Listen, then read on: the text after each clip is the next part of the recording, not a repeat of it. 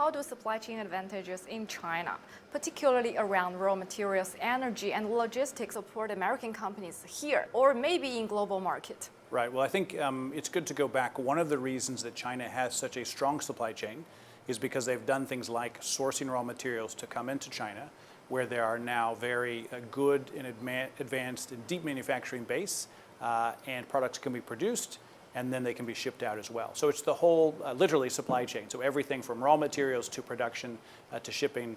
Yeah. And China's been known for producing at a good cost, high quality, and on time. And so that's why China has become really important for the global supply chain. And you know, this expo is the first national level supply chain expo. How do U.S. companies in China view the future stability and resilience of supply chains here in the local market? AmCham China, we have about 800 member companies who are here, who have been here for a number of years, and they've built up, one, because they sell into China, but two, because they source and produce here.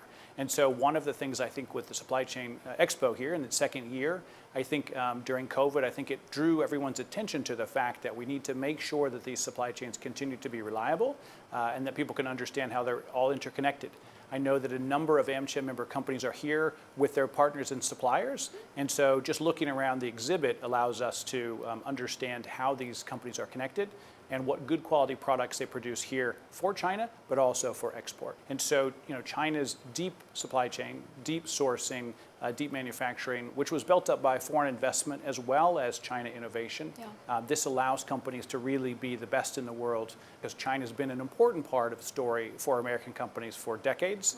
But this supply chain conference brings home the real special part that China has in sourcing and production. Given the current geopolitical situation and the uncertainty, what's your view on the China-US relations, especially in the trade and investments? Right. Well, if we look back over the last 40 years, business has been really important to keep US and China connected and together. Actually, I like to compete and to cooperate. And so we think competition makes us the best. And so what you see now is US companies saying they need to be in China for certain sectors because, for example, in EVs, China leads the market. And so they need to be here to understand their competitors and to make sure they can compete with them. So US and China have competed and cooperated for a long time in business and trade. And I think that will continue. How do you see Donald Trump's recent statement of adding 10% additional tariffs on the goods entering US? So I did see the news. Yeah. I think all of us know that President Trump had tariffs as an important part of his trade policy in his first term. So I think none of us are surprised that he is talking about having that as part of his second term.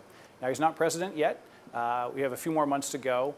But it's not surprising that he would say something that he used in his first term would be something he'd use again. I think we all agree he's a negotiator, and so maybe this is his opening bid. I think he understands that we need to do business, U.S. and China together.